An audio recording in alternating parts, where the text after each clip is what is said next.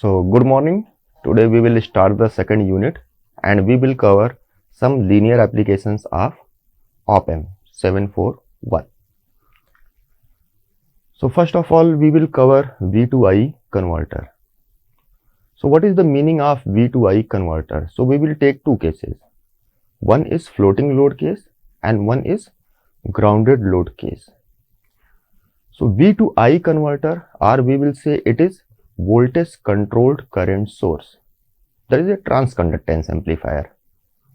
So, we will say output current is proportional to the applied input voltage.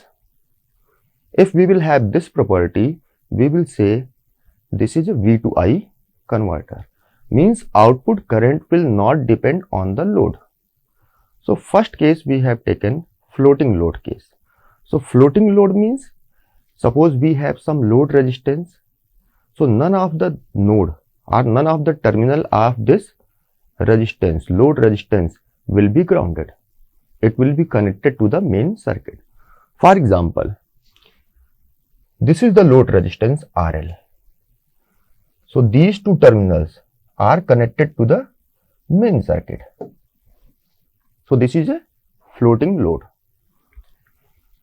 And this is the load current IL. So, we have to prove that this current IL is independent of RL. Then in that case, this will be true V to I converter. So, here if we see resistance R1 and RL, it is forming a negative feedback loop. So, because of negative feedback, we will have virtual sorting of these two terminals. So, we will say the same voltage Vi will be available at this point. So, what is the current? So, we know there is no sourcing and sinking through inputs of op-amp. Means no current will flow into the op-amp input terminals. So, definitely whatever current will flow through resistance R1, the same current will flow through resistance RL. So, here the current in resistance R1 is Vi by R1. Let's say this is IL. And same current is flowing through load resistance RL. And this IL is nothing but the output current. So, it is clear that output current I naught depends over Vi only, not over load resistance. So, if we will vary the value of load resistance, it will not change the output current, that is I naught. Now, we will see the second case, that is grounded load case. So, in case of grounded load, one of the terminal will definitely be grounded. For example, here load resistance RL, one terminal is grounded. So, now again we have to verify that the load current is independent of load resistance RL. So, here negative feedback is established by these two resistances. So, we will say again this voltage Va, because of virtual sorting, this voltage Va will appear at this point.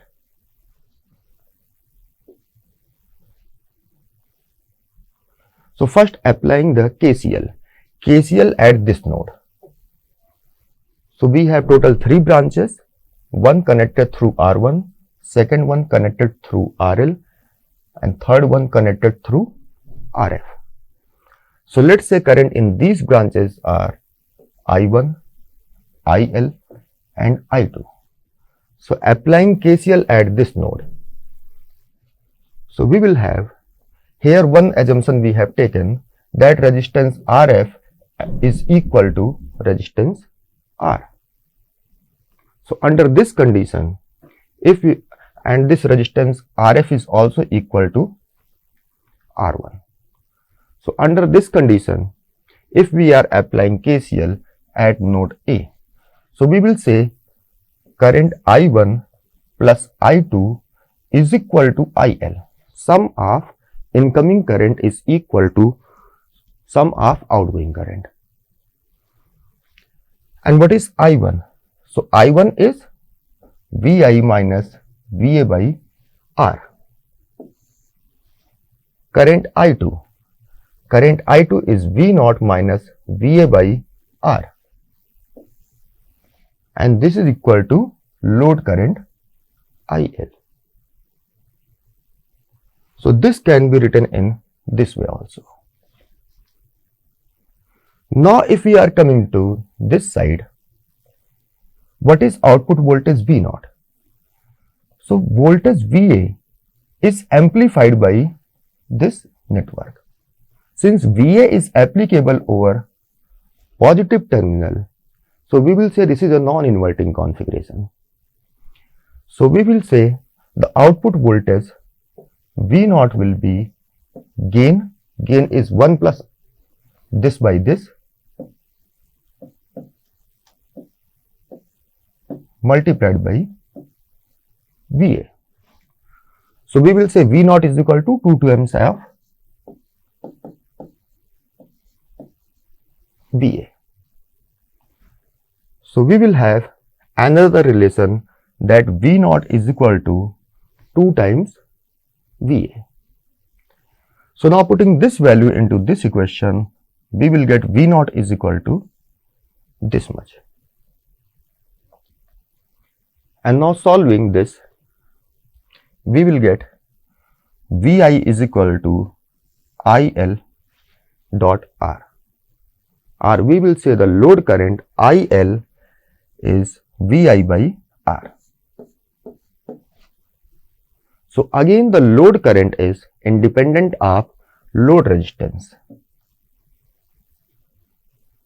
So this is another voltage controlled current source. So we can define the transconductance also, which is nothing but the ratio of load current by input voltage, that is IL by VI.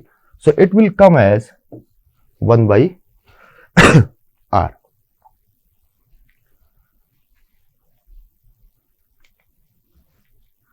Now the next topic is instrumentation amplifier. But before going into the detail of instrumentation amplifier, we will see the difference amplifier, the conventional difference amplifier. And what are the drawbacks of conventional difference amplifier and how these drawbacks are overcome in instrumentation amplifier, we will see. So this is the conventional op-amp based difference amplifier. So if we will take this particular condition, if this ratio is satisfied, then the common mode gain, this is the generalized common mode gain. Common mode gain means if we will apply same signal at these 2 points, then what is the gain of op-amp? So this will come as this much. And under this condition, means R4 by R3 is equal to R2 by R1, the common mode gain will be 0, which is required. But now what will happen? If we will not have this matching, means if there is some resistance mismatching, then definitely common mode gain will not be 0, which is required to be 0. We need high differential gain, but we need common mode gain as 0. So this is one of the drawback. If we will have some resistance mismatching, in that case common mode gain will not be 0. Second condition, what is the input impedance? So ideally we need input impedance to be infinite. So if we see, we have applied some differential voltage, let's say VID. Since this is in negative feedback, so virtual sorting will be there. So the input impedance RID, if we are looking from this, so this is nothing but the applied voltage divided by supplied current. So here, if we will move in this loop, we will get net input impedance as R1 plus R1, that is 2 times R1.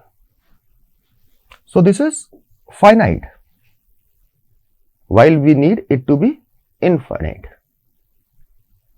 So now these are the two major drawbacks of conventional difference amplifier, which will be removed in case of instrumentation amplifier. So this is the instrumentation amplifier. It consists of 3 op-amp and few resistors. So if we see the second stage, this is the first stage, this is the second stage. This is first stage, this is second stage. So second stage is nothing but the conventional difference amplifier. So we can write the output equation using superposition theorem. So in superposition theorem, we will consider only one voltage input at a time. So let's say if we are considering this V2 dash as one of the input, then what is the output contribution made by V2 dash? In that particular case, we will make V1 dash as 0, means it will be grounded. So this will be simple non-inverting configuration. So we will say V0 because of V2 dash will be minus R2 by R1 multiplied by V2 dash. Now if we consider plus, now we will consider the contribution of V1 dash. So V1 dash, if we are considering this terminal will be grounded, V2 dash will be grounded, R0. So in that case, this complete circuit will become non-inverting case, and the voltage at this point will be amplified by gain of 1 plus R2 by R1. So voltage at this point, since no current is sourcing or sinking through op-amp input, so we can easily apply the voltage divider rule. So voltage at this point will be voltage across resistance R2 divided by complete resistance, that is R1 plus R2. So this much of voltage will be amplified by gain of 1 plus R2 by R1. So 1 plus R2 by R1 multiplied by this voltage. Now coming to the first stage. So if we see, we have applied a voltage V2 at this point, V1 at this point. So because of negative feedback, the same voltage V1 will be available at this point, same voltage V2 will be available at this point. So current through resistance R, this resistance, this will be V1 minus V2 divided by resistance R. Now what is the voltage? V2 dash and V1 dash. Once we will calculate this, we will put V2 dash and V1 dash in this equation and we will get the output. So V1 dash, this voltage, since no current will enter into op-amp input, so we will say the same current I will move through resistance R dash in this direction and through this R dash in this direction. So we will say V1 dash is drop across this resistance plus voltage V1. So we will say R1 dash I plus V1, and I current we have already calculated. So putting this, we will get this much. In similar way, V2 dash is drop across this resistance plus this. So drop across this resistance is minus of I R dash. So we will get this equation. Now putting these equations into this, we will get V naught is equal to this much. Our final, if we will solve this equation, we will get this much. So here, if we see, here we have taken the matching of resistor in second stage. If even we will have some mismatch in the second stage, some mismatch in the resistors of second stage, in that particular case, we can control that mismatch with the help of resistor R dash R R.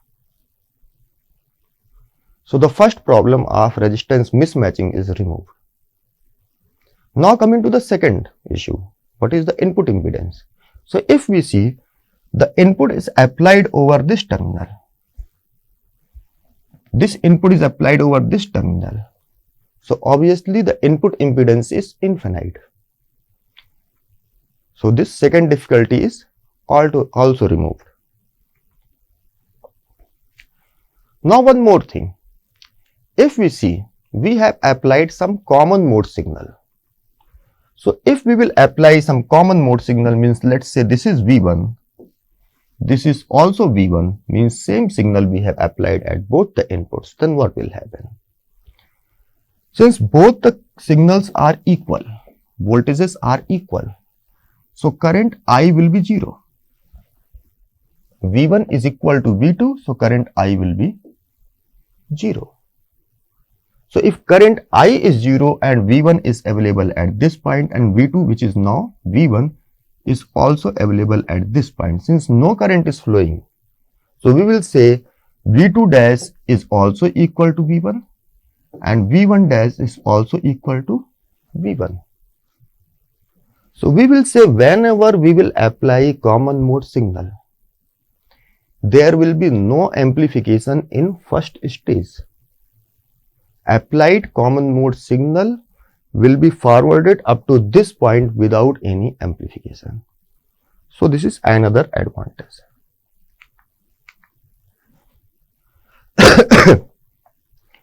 Now we will come to GIC, Generalized Impedance Converter. So what is the need of GIC? So mainly we will use this particular circuit for realizing some component, let's say inductor, or FDNR, frequency dependent negative resistor. So in our course we will have to see only the realization of inductor. So what is the need to realize the inductor? So we know inductors are very bulky, high valued inductors are very bulky. If we will go to integrated circuits, so only few nanohenry inductors are possible. But if we have to, let's say, realize some circuit at lower frequency, then in that case we need large value of inductance, which is not possible. And also it will occupy large silicon area. So we have to create some artificial way of creating inductor. So this GIC will help in creating artificial inductor with the help of active element, resistor and capacitor. So here, first we will realize grounded inductor. For this purpose, we have used this complete circuit, which consists of 2 op-amp and 5 passive elements. And target is to realize inductor if we are looking from this point. So here, let's say the impedance, if we are looking here, we have applied some voltage V. So the impedance looking from this point will be the applied voltage divided by supply current. That is Z is equal to V by I. Now if we see, we have applied voltage at this point. Op-amp 2 and op-amp 1 both are working in negative feedback. So obviously there will be concept of virtual sorting. So these two inputs of this op-amp are virtually sorted, and same case is here. So we will say the voltage at this point is V. So voltage at this point will also be V. Voltage is V at this point, so second input will be V. So we will say this voltage is also available at this point. So now we have idea of the voltage at these 3 points. So what is the current I? So current I, we will say, let's say voltage at this point is V1 and voltage at this point is V2. So current I will be V minus V1 by impedance Z1.